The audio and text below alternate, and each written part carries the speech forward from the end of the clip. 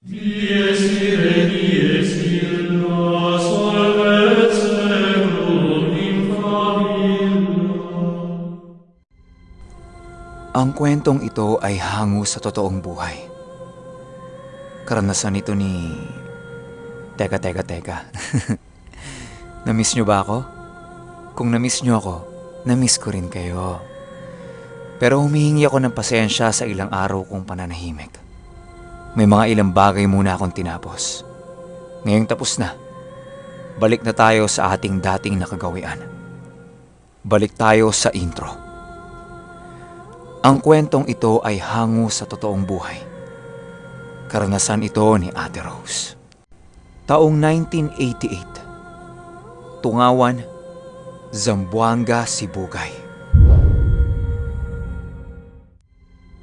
Itong mga panahong ito ipinagbubuntis ni Ate Rose ang kanyang panganay na anak. Na destino ang asawa niya dito sa Sibugay dahil isa itong sundalo. Habang wala daw ang asawa niya sa kanilang bahay, sinasamantalayo ni Ate Rose para makapagtinda siya sa bayan. Kasabot niya dito yung isa sa mga kapatid ng asawa niya. Yun ang kumukuha ng mga itinitinda niyang isda at si Ate Rose naman ang pumupwesto sa bayan para itinda ang mga yon. Minsan sinasamahan siya ng kapatid ng asawa niya, minsan hindi. Hindi kasi payag ang asawa niyang palabasin siya ng bahay. Gawa nga ng buntis ito. Tapos yung layo ng bayan sa tinitira nilang bahay, aabot ng 2 o 3 oras ang paglalakad. Pero depende pa yon sa bilis mo. Sa sitwasyon ni Ate Rose na merong bata sa sinapupunan, kahit bata-bata pa siya noong mga panahong ito, medyo mabagal na talaga ang paglalakad niya. Matigas kasi ang ulo niya tsaka hindi nakikinig sa asawa. Hindi naman natin masisisi yung tao kasi naiinip sa bahay tapos gustong kumita ng extra. Halos ilang linggo ding ginawa ni Ate Rose yun. Kasi yung asawa niya, once a week lang kung umuuwi. Yung kampo kasi ng asawa niya, nasa pusod ng gubat. Malayong malayo yun sa kanilang tinitirhan. Sa araw-araw na paglalakad ni Ate Rose nun, hindi niya namalaya na meron na palang sumusubaybay sa kanya. Ito yung babaeng nagtatrabaho noon sa center. At yung center na yon, merong history. At matatagpuan yon sa bayan ng Tungawan. Isang hapon daw habang nasa bayan si Ate Rose at itinitinda ang mga isda niya, meron daw babaeng lumapit sa kanya. Nakatitig daw ito sa kanya habang nakikipag-usap. Ayon sa paglalarawan ni Ate Rose dito sa babae, nanginginig daw ang ulo nito habang nakikipag-usap sa kanya. Pailing-iling daw at parang hindi mapakali. Magandang halimbawa ko para dito, yung mga adik na 3 araw nang walang tulog tapos batak na batak. Malamang ganun yun. Sabi pa ni Ate Rose, nanginginig daw yung mga labi nito at sobrang itim ng ilalim ng mata. Nagsalita daw ito at inalok siya ng, "Kabuhanan mo na, no? Doon sa center nagpapaanak kami ng libre. Gusto mo doon ka na lang hanggang manganak ka? Aalagaan ka namin." Halos kapos-kaposin na daw ito ng hininga sa pagsasalita at para bang tuyong-tuyo na ang lalamunan nito. Dahil sa wala namang pake si Ate Rose, oo lang siya ng oo. Pero yung babae daw, nakatayo na lang sa harapan niya at nakatitig sa kanya habang hinihingal-hingal. Palakas daw ng palakas ang paghingal nito. Nakala mo kakapusin na ng hangin. Hanggang sa bigla daw itong tumigil at isinara ang kanyang bibig. Tumayo ng diretsyo at naglakad daw ng napakabilis pabalik doon sa loob ng center. Lumipas pa ang ilang mga linggo. Napapansin ni Ate Rose na parang araw-araw na siyang kinakausap ng babae. Tapos lahat ng sinasabi nito at tinatanong ay paulit-ulit lang. Medyo nagduda na si Ate Rose ay kinikilos nito. Kaya nakwento ito ni Ate Rose doon sa kapatid ng asawa niyang tumutulong sa kanya. Nanlaki ang mga mata ng kapatid ng asawa niya. Gulat na gulat ito at may halong nerbiyos nang tanungin siya ng, "Bok, may pinakain ba sa'yo, Bok? Ano mga sinabi sa'yo? Tinapik ka ba? Hinawakan ba yung buhok mo? Ano, Bok? Sabihin mo, Bok!" Halos maiyak-iyak daw yung kapatid ng asawa niya habang itinatanong ito sa kanya. Takang-taka si Ate Rose kung bakit ganun na lang ang reaksyon ng kapatid ng asawa niya. Sinabi na lang ni Ate Rose na wala naman daw ginagawa yung babae sa kanya. Araw-araw lang daw siyang kinakausap tapos pare-pareho ng sinasabi at tinatanong. Ang sabi ng kapatid ng asawa niya, "Bok, huwag ka nang bababa ng bayan. May ginagawa yung babae sa'yo, Bok. Tinataniman ka nun. Mapapatay ako ng kapatid ko, Bok. Maawa ka sa akin, Bok." Medyo nakakunot pa rin ang noo ni Ate Rose. Kasi hindi naman masabi ng diretso ng kapatid ng asawa niya kung ano ba yung problema. Lumipas pa ang mga araw at hindi na siya tinutulungan ng kapatid ng asawa niya. Hindi na ito kumuha ng isda para wala na siyang maititinda. Kaya no choice si Ate Rose. Tambay na lang siya sa bahay. Isang gabi daw, nung mag-isa lang siya sa bahay nila, habang hinihimas-himas niya yung tiyan niya, may narinig daw siyang kumatok sa pintuan nila. At pagbukas niya ng pintuan, ito yung babae na nagtatrabaho sa center. Gulat na gulat si Ate Rose at takang-taka siya kung paano nalaman ng babae yung bahay nila.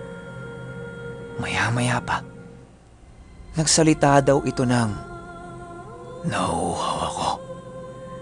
Meron ba kayong tubig?" Hindi nagsasalita si Ate Rose. Nakikipagtitigan lang siya doon sa babae. Maya-maya pa, pabaho daw ng pabaho ang naaamoy ni Ate Rose. At yung amoy nang gagaling dun sa babae. Hindi ito putok o baktol na naaamoy mo sa best friend mo. Yung amoy daw nung babae, malansang malansa na kayang-kayang baliktarin ng sikmura mo dahil sa sobrang baho. Halos masuka-suka si Ate Rose dahil sa tindi nung amoy. Maya-maya pa, nagsalita ulit yung babae na nasa pintuan ng bahay nila na, "Pwede ba akong pumasok? Uupo lang ako dun sa bangko. Malayo kasi ang nilakad ko." Walang sabi-sabi ay sinara ni Ate Rose ang pintuan ng bahay nila. Wala siyang pake kung matamaan ito sa muka o kung saan man. Dahil ang alam ni Ate Rose sa sarili niya na yung babaeng kumatok na yon ay isang aswang. Pagtapos isara ni Ate Rose yung pintuan, nakarinig siya na parang merong mga nagtatakbuhan sa paligid ng bahay nila. Parang mga 4 o 5 tao daw yun. Ang pinakapangit na timing na nangyari sa buhay niya ay yung humilab yung tiyan niya. Halos pumilipit daw siya dahil sa sobrang sakit ng tiyan niya. Tapos wala pa siyang kasama sa bahay. Yung labas pa nila, samot-saring ingay ang naririnig niya. Hanggang sa merong tumalon sa bubungan nila at pilit na kinukutkot yun. Parang ginagawa ng butas yung bubong ng bahay nila. Nararamdaman ni Ate Rose na parang hihimatay na siya dahil sa sobrang sakit. Kasabay pa ng pagkapos niya ng hangin dahil sa sigaw siya ng sigaw. Ang ginawa ni Ate Rose kahit sobrang sakit na ng tiyan niya, kumuha siya ng maraming asin at inilagay sa sahig ng bahay nila. Kumuha din siya ng kumot at itinakip yon sa tiyan niya. Nilagyan niya yon ng maraming asin sa ibabaw. Nakahawak lang siya sa tiyan niya habang tinitiis niya ang sakit. Maya-maya pa, tumahimik ang buong paligid ng bahay niya. Narinig ni Ate Rose na unti-unting bumubukas yung maliit na bintana na malapit sa kanya. At merong bumulong doon na, "Labas ka na. pinaalis ko na silang lahat. Nung narinig ni Ate Rose yun, hindi siya nagdalawang isip na sabuyan ng asin yung bintana. Pagsaboy na pagsaboy niya, nakarinig siya ng napakalakas na tili. Bigla-bigla daw ay bumalik na naman yung mga ingay. Pero sa pagkakataong ito, kinakatok-katok na nito ang pintuan niya na para bang gustong-gusto na itong wasakin. Bigla na namang nawala yung ingay. Bumukas yung pintuan ng bahay nila. Pagbukas na pagbukas nito ay nagsaboy na naman ng asin si Ate Rose. Pero sa pagkakataong ito, yung kapatid na pala ng asawa niya yung pumasok. Gulat na gulat siya nang makita niya ang sitwasyon ni Ate Rose. Dali-dali ay tinulungan niya itong makahiga sa kama. Tumakbo siya sa kakilala nilang kumadrona para humingi ng tulong. Agad-agad ay natulungan din naman siya. At nung gabing yon, matagumpay na nanganak si Ate Rose. Alam ko. Medyo bitin yung kwento, no? Marahil nagtataka kayo kung bakit bigla na lang nawala yung aswang. Tsaka bakit hindi ito makapasok sa loob ng bahay nila. Kapag kasi ang mga aswang ay hindi mo na imbitahang pumasok sa loob ng bahay mo, hinding-hindi talaga sila makakapasok. Parang meron daw itong barrier na nakaharang. Pero oras na bigyan mo sila ng pahintulot na makapasok sa bahay mo, parang sinira mo na yung harang na yon. Kaya pansin nyo, yung manananggal sa bubong, yung ibang aswang hihintayin kang makalabas ng bahay, iba-iba eh. Sabi-sabi lang to ng mga matatanda hindi ako sigurado. Tungkol naman doon sa nawala yung babae, ang sabi sa akin ni Ate Rose, pagtapos daw niya manganak ng mga oras na yon, kasabay din ang pagbukang liwayway.